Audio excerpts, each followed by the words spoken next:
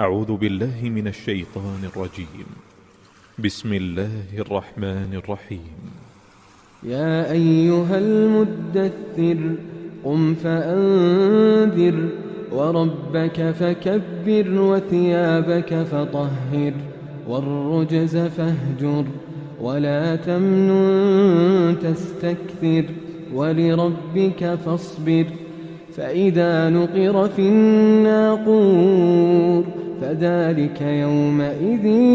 يوم عسير على الكافرين غير يسير ذرني ومن خلقت وحيدا وجعلت له مالا ممدودا وبنين شهودا ومهدت له تمهيدا ثم يطمع أن أزيد كلا إنه كان لآياتنا عنيدا سأرهقه صعودا إنه فكر وقدر فقتل كيف قدر ثم قتل كيف قدر ثم نظر ثم عبس وبسر ثم أدبر واستكبر فقال إن هذا إلا سحر يؤثر إن هذا إلا قول البشر سأصليه سقر وما أدراك ما سقر لا تبقي ولا تذر لواحة للبشر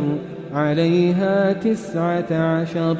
وما جعلنا أصحاب النار إلا ملائكة وما جعلنا عدتهم إلا فتنة للذين كفروا ليستيقن الذين أوتوا الكتاب ويزداد الذين آمنوا إيمانا ولا يرتاب الذين أوتوا الكتاب والمؤمنون وليقول الذين في قلوبهم مرض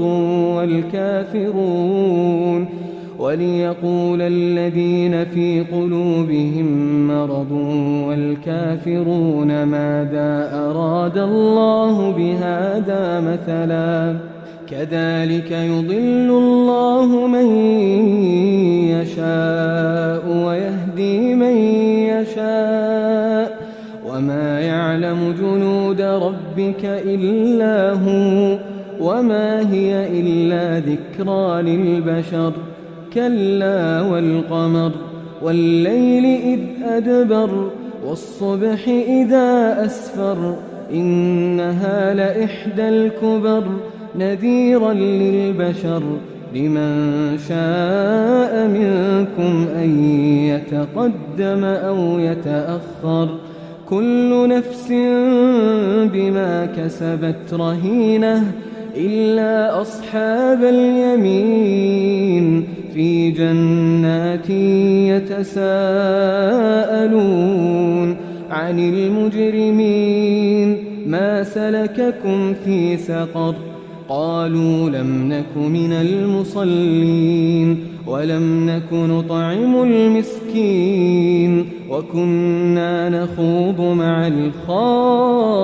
الخائضين وكنا نكذب بيوم الدين حتى أتانا اليقين فما تنفعهم شفاعة الشافعين فما لهم عن التذكرة معرضين كأنهم حمر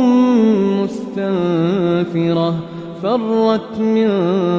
قسورة بل يريد كل امرئ منهم أن يؤتى صحفا منشرة كلا بل لا يخافون الآخرة كلا إنه تذكرة فمن شاء ذكره وما يذكرون إلا أن يشاء الله هو أهل التقوى وأهل المغفرة.